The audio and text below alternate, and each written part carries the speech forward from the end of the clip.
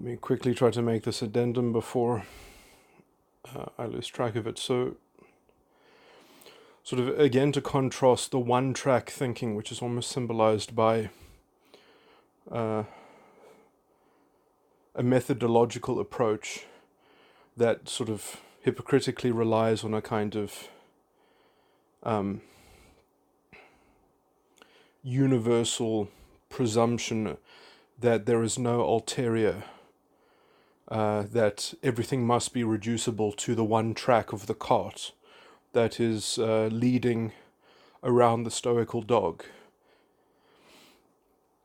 Now, I think that there are elements in that already that I already have stated are at least admirable, and that it can somewhat be saved, but it cannot just presume that there is that one track. There has to be at least that track has to exist within a field of other possible tracks, and ways of evaluating other possible tracks. And I think the best illustration of this is when Douglas Murray labeled himself a Christian atheist, and I think what he was essentially trying to get at is this sense in which he has a container of contemplative thought, which is at least capable of naming things that it is opposed to. So he has a kind of a tracking system where it's even capable of naming its own metaphysical conventions that it's sort of relying on, and in as much as it's capable of doing that, it's capable of revising those conventions and being argued into new conventions and such.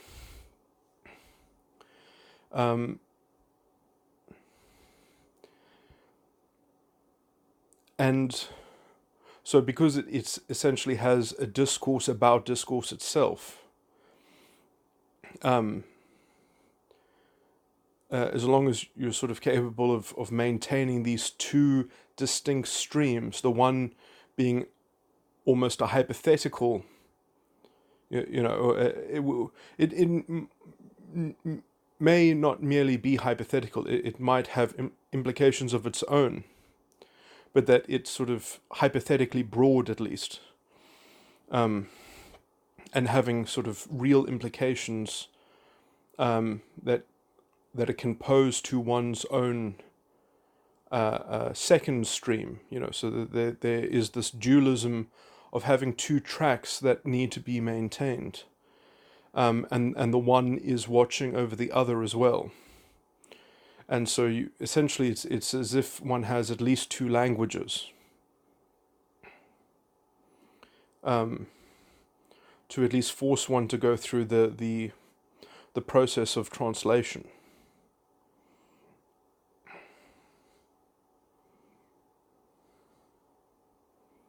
And therefore, somewhat seeing the gaps in one's own powers of persuasion or in being convincing as to one's case, as opposed to other possible cases. And, sort of all of that calculus is conveniently sort of sidetracked, if you'll excuse the pun, or sort of completely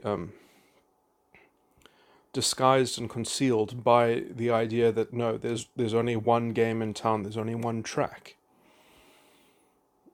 And so, I mean, you can criticize that, well, in essence, you just have a more complex idea of having a single track. But I would say that the composite track, at least, is capable of humbly absorbing things and revising itself and sort of adapting. Because at least one of the elements in the tracks that make it up is this sort of this capacity, at least for self-criticism, as opposed to just sort of transposing any criticism into a kind of pervasive environmental condition or metaphysical constraint. They just kind of force part of the ideological matrix or domain, where there's this sort of intrinsic projection occurring and self-deception. I also had bit of a tangent to go into that theme in terms of how it plays out in the politics or of people's individual psychologies.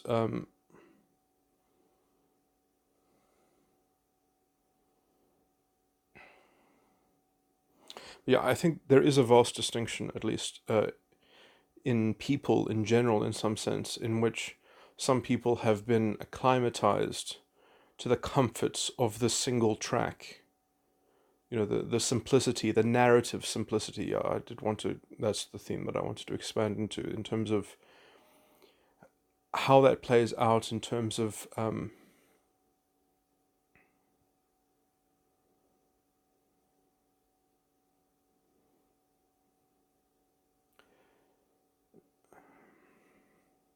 yeah, and it's interesting because that was something that was brought to bear by the lecture that I heard on stoicism. Is the sort of how people have a lot of mythos in their thinking. I do think, though, that there is a lot of mythos smuggling that merely comes through in terms of just how the logos is inconsistently deployed according to a stringent method that is sort of that eventually, well, I mean, it becomes obviously table thumped in some sense, that it's almost, it's thumb sucked that is the way of the world, essentially. That, well, if it's not that way, then we can't have anything good to begin with. There's no alternative. It's either that way or doubt, and so we better just hope that it's this way, because this is the only way that anything can make sense anyway. This is that kind of abject sort of sympathy grabbed sense of naked authority.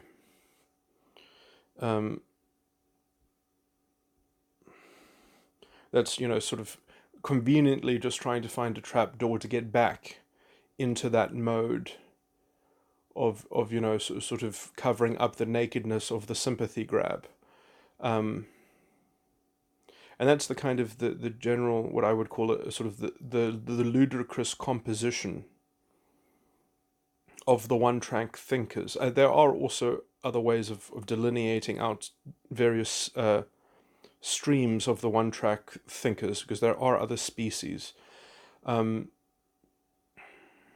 There are ones that I would consider to be more intellectually honest, although they all are pretty defective.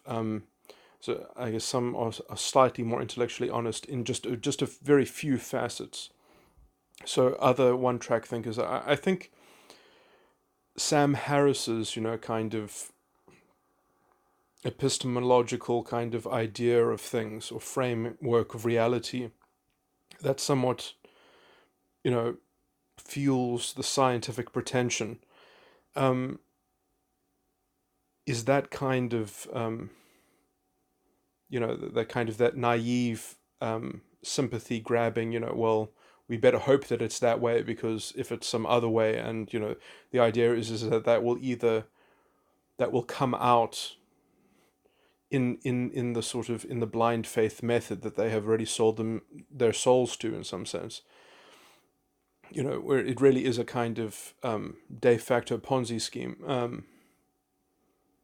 that they've already invested so much that there's no alternative to discovering that interpretation of truth, as shakily as it's founded. And then I do think that there are the more honest ones are the ones that are not trying to escape their own sort of skeptical nihilism, in some sense. That they have already sort of reconciled themselves with some level of fundamental skepticism. I still think that this is a silly way of having as a framing system, and so I guess something like wow, I can't even remember the pronunciation. But something in the vein of Pyrrhean skepticism. I'm probably not saying that right. talking about things that I can't even label.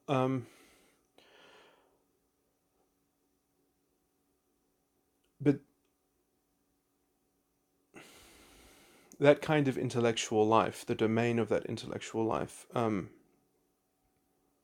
is obviously trying to conserve its own integrity in some sense, its own intellectual purity, or um,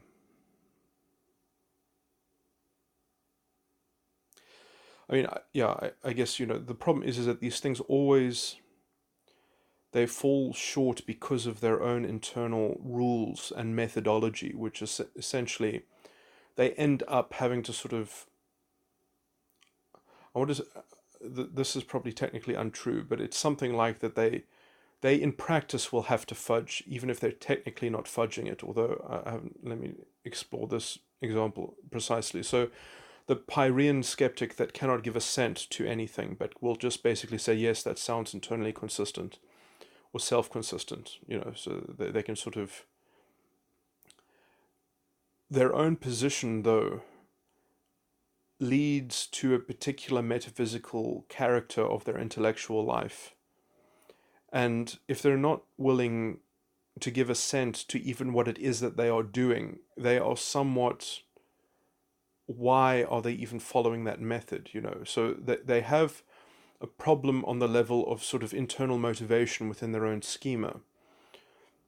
And merely they can say, well, we are the agents of some kind of pervasive self-consistency cult, like we are measuring things for their self-consistency. And I guess they will get to the point at which they have to sort of set that up as the ultimate ideal, or the ultimate, sort of source of at least potential virtue, or something like that. It's either going to be a concise prescription on some value that they are seeking to conserve, or it's going to be a kind of, well, we don't even know anyway, but we know that you can make many problems, and this is a way to sort of circumscribe ourselves uh, from involving ourselves in problematic, sort of things. And so, it's a pessimistic, somewhat enterprise that is just capable of saying, well, we know we did make some mistakes. Um, or I guess I'm not exactly sure internally how they take it. If they get to the point at establishing themselves at being um, a kind of a purity cult in some sense, that we know we didn't make these low level follies, but perhaps we made a meta folly, but who could judge us? Or do they even sort of make a claim of integrity at all, or do they just sort of they're just sort of drifting around um, until they can find some form of external gravity to allow them to coalesce in those external conditions which are fostered by something that they have yet to discover. So they, in some sense, they're sort of like they're like Richard Dawkins looking for the scientific truth to reveal itself to man. They're looking for the revelation, the natural revelation or something. Um, so the Pyrrhean skeptic. Well, I mean, I think that there is at least a formulation of that in, for example, David Benatar's uh, what's it called? Antinatalism. Which is fundamentally, I think, not trying to. Well, I mean, I think there are some. It does have. It's a collection of arguments, but at least a good deal of it is based on a kind of self-consistent skepticism, which I think is functional in some sense because if another moral schema is not even capable or doesn't have the resources to actually contend with it, I think it's a good litmus test on that level. That if it can't at least answer the arguments around antinatalism, I think if anything, it's a good collection of arguments for finding something worthy of sort of displacing it. Um, Displacing that those bundle those wonderfully orchestrated self uh,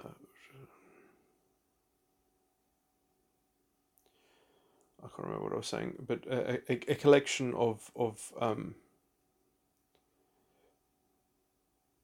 a collated body of at least something that I think is the good sort of indentation of what a real moral system, the weight that a real moral system has uh,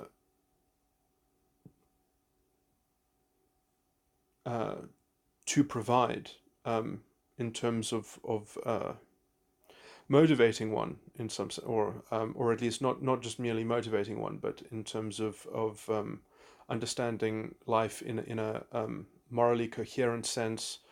Um, I think the response, the real response or refutation of antinatalism, um,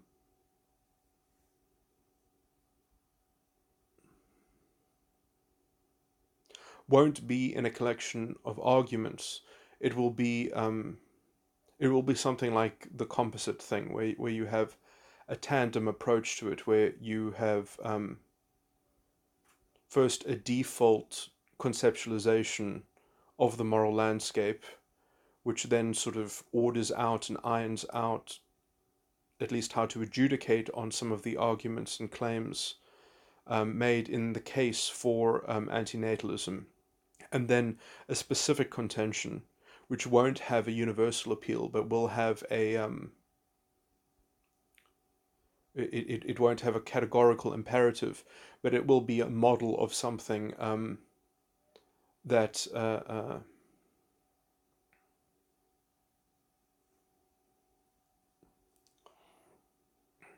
that either sort of debunks specific arguments made in favor of antinatalism, or untangles whatever false dilemma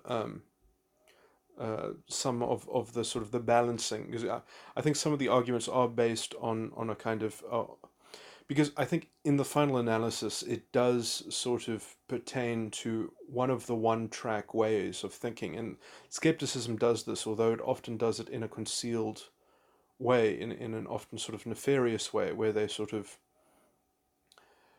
they concede a priori in some sense in terms of their argument that there is scope for some ulterior consideration, or some other, there are at least potential systems out there that would contend with these issues in different series of different ways, or whatever, and they try to sort of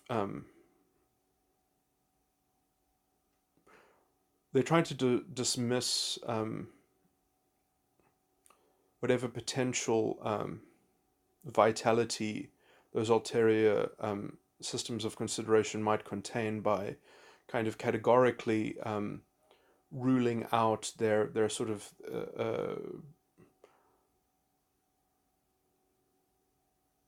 their potential robustness and whatever. Sorry, this is wordy because I can't think of more concise words. Whatever potential permutations in their dynamic synergies that could be developed, but sadly you can't do that. You can't sort of categorically rule out types of complex moral systems. Although, I mean, probably David Benito has put in the right work of putting in the certain conditions, but some of those conditions, I think, are so patently, I mean, although that they are seen as conventionally reasonable, there is so much in the field of philosophy that I think is just abjectly sort of weak. The sort of the dependency on the law of transitivity and logic being a prime example. Um, and so much thinking, especially in terms of transitivity really does, relying on transitivity really does give,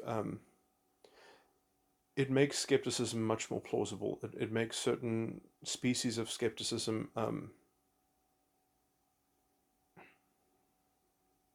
it gives idealism in the disembodied, sense, a real leg up and a real sort of arsenal, uh,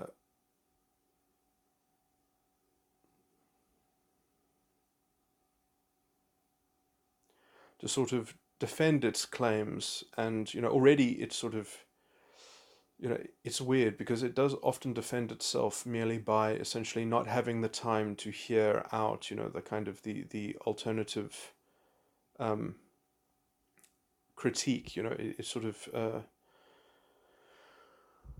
although that's not always in every case a fair criticism, but uh,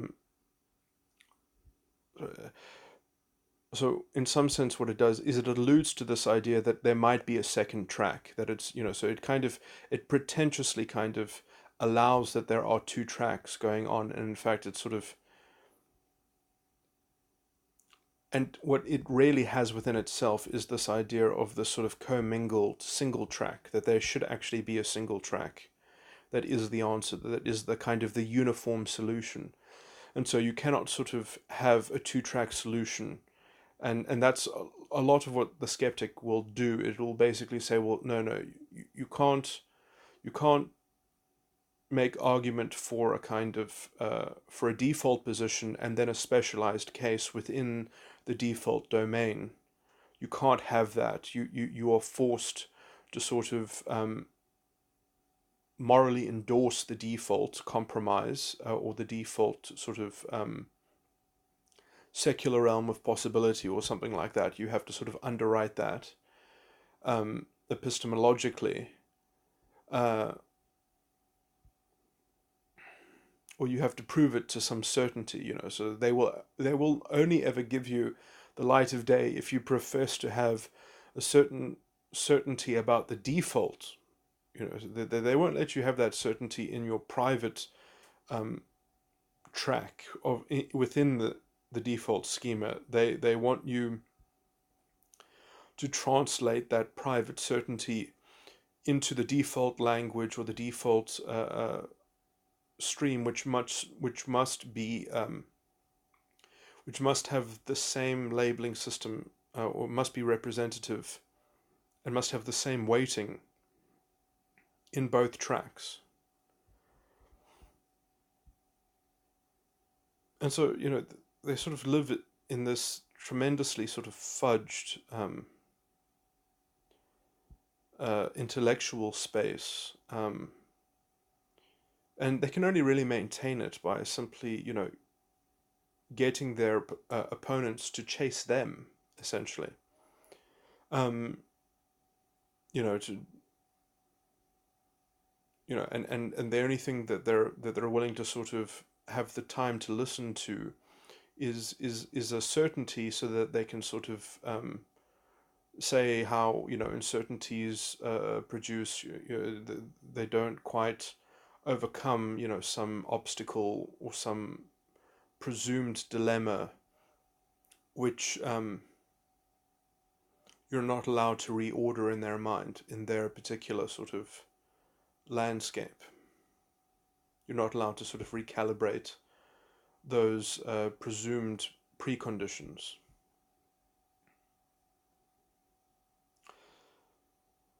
Wow, this is so wordy, but yeah, I just I've often had other rambling sort of recordings where I've just gone on into, for example, the various species of agnosticism and atheism, and they have much these sorts of characteristics. They essentially end up being the same. Um, they just kind of well,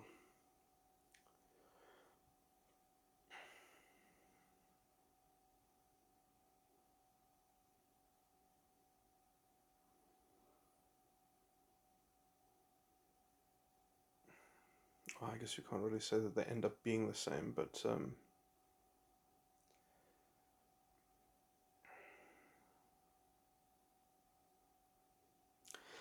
they're only the same in the sense in which they're sort of repetitively hitting themselves against sort of the same obstacle, which which they are not prepared to sort of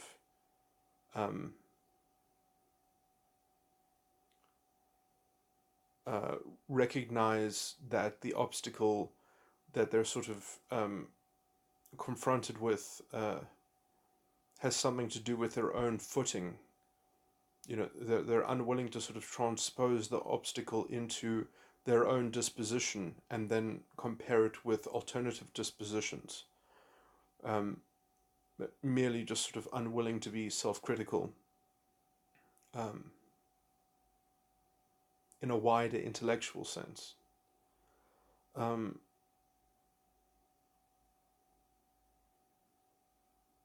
they really, in some sense, they love confronting that obstacle. In fact, they're somewhat enamored by it. And so any sort of convenient excuse that offers itself, they will be right back there, that's what they're interested in doing. And sort of in getting other people to agree that that is the prime obstacle, or that is a sort of the unmovable, the irresistible object, or irresistible force, and unmovable, what is it, unmovable impediment or unmovable object. But they like having that somewhat that idolatry of a sort of supernatural metaphysical boundary upon which can sort of project a matrix of exploitation and sort of certainty that can be depended on in some kind of I'm trying to connotate slave morality again, just sort of describing it, or in a kind of analogous metaphysical illustration. Okay, anyway, I'm not going to say anything new, I guess.